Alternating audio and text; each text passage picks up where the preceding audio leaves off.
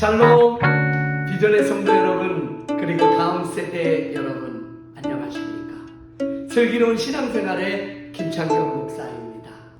오늘은 아브라함의 마지막 시간, 네 번째 이야기를 나누고자 합니다. 하나님께서는 아브라함에게 믿음의 조상이 될 것이라고 말씀하셨습니다. 또 자손을 주겠다고 약속을 하셨지요. 그런 하나님의 약속이 이루어지고 아브라함의 자손을 보기까지는 꽤 많은 시간을 지내야만 했습니다. 시간 안에서 살고 있는 우리들에게 기다림은 결코 쉬운 일은 아닙니다. 아브라함에게도 기다림은 쉬운 일이 아니었습니다. 아브라함은 하나님의 약속을 있는 그대로 믿고 기다리지 못합니다. 그리고 자기만의 방법으로 자손을 얻게 됩니다. 하나님의 약속을 자기 마음대로 해석한 것이지요. 하나님은 약속을 잊지 않으시는 분이십니다. 정확하게 말씀하시고 정확하게 약속을 지키시는 분이십니다. 시간이 흘러 아브라함은 100세의 아들 이삭을 얻게 됩니다. 하나님께서 약속하셨던 아들이었습니다. 이삭을 보면서 아브라함은 두 가지의 생각을 했을 것입니다. 이삭을 볼 때마다 하나님의 약속을 기다리지 못했던 연약한 자신이 생각났을 것이고, 또 하나는 약속을 정확하게 지키시는 하나님을 생각하게 되었을 것입니다. 아브라함에게 이삭은 하나님이 연결되어 있다라는 소중한 증거이기도 했습니다. 그러나 어느 날 하나님께서 말씀하십니다. 아들 이삭을 나에게 번제로 바쳐라. 하나님께서 주신 아들, 하나님과 연결되어 있다는 증거가 되는 아들을 하나님께서 달라고 하십니다. 성도 여러분, 그리고 다음 세대 여러분, 사실 우리에게 있는 모든 것은 하나님께서 주신 것입니다.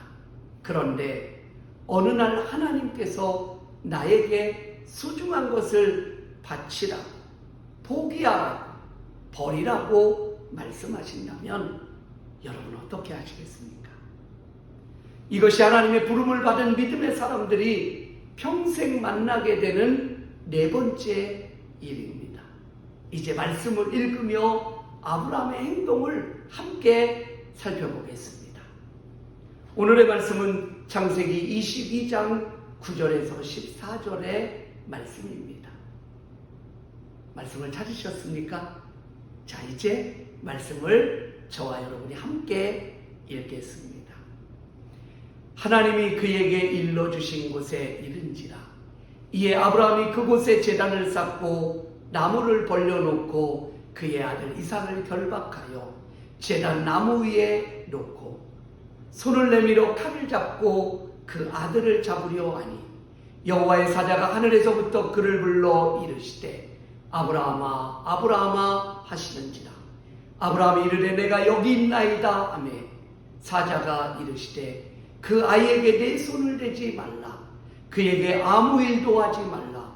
내가 내 아들 내 독자까지도 내게 아끼지 아니하였으니 내가 이제야 내가 하나님을 경외하는 줄을 아노라. 아브라함이 눈을 들어 살펴본즉 한 순양이 뒤에 있는데 뿔이 숯불에 걸려 있는지라. 아브라함이 가서 그 순양을 가져다가 아들을 대신하여 번제로 드렸더라. 아브라함이 그 땅 이름을 여호와 이레라 하였으므로 오늘날까지 사람들이 이르기를 여호와의 산에서 준비되리라 하더라. 아멘. 우리 말씀의 영상을 함께 보겠습니다.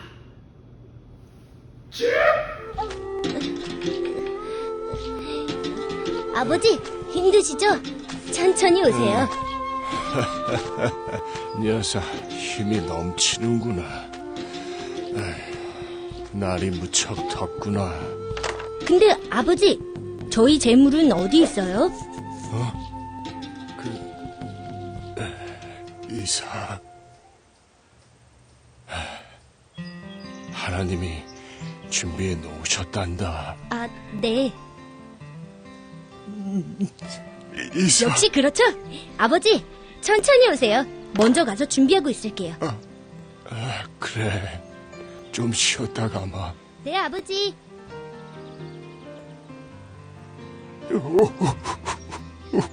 주님. 주님. 하나님께서는 아브라함에게 주신 아들 이삭은 아브라함에게 소중한 아들이었습니다. 또 하나님께서 자손을 내게 주리라 약속하셨던 약속의 증거이기도 합니다. 그러나 아브라함은 하나님의 말씀에 어떤 이야기도 드리지 않습니다.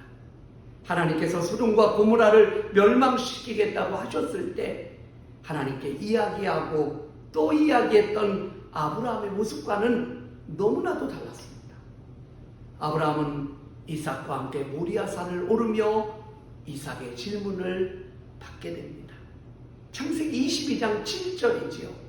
아버지, 불과 장작은 여기 있는데 번제로 바칠 어린 양은 어디에 있습니까?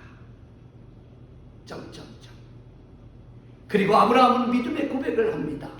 번제로 바칠 양은 하나님께서 준비해 주셨다. 아브라함은 하나님께서 주신 아들 이삭을 두고 이 말을 했습니다. 그러나 아브라함의 고백을 들은 하나님께서는 아브라함의 고백대로 응답하셨지요. 자, 모리아산에 도착한 아브라함과 이삭은 번제 드릴 준비를 시작합니다. 그리고 하나님의 말씀대로 아들 이삭을 바치기 위해 아들을 묶어 제단 위에 올리게 됩니다. 그리고 아들을 죽여 하나님께 드리고자 합니다. 하나님께서 주신 것이니 마음 아파도 안타까워도 하나님의 뜻대로 드리겠다라는 아브라함의 믿음의 행동이 나타나고 있는 거죠. 그리고 바로 그때 하나님께서 사자를 보내어 말씀하십니다. 12절의 말씀입니다. 사자가 이르되 그 아이에게 내 손을 대지 말라. 그에게 아무 일도 하지 말라. 내가 내 아들 내 독자까지도 내게 아끼지 아니하였으니 내가 이제야 내가 여호와를 경외하는 줄을 아노라. 하나님께서는 아브라함에게 원하셨던 것은 바로 경외입니다.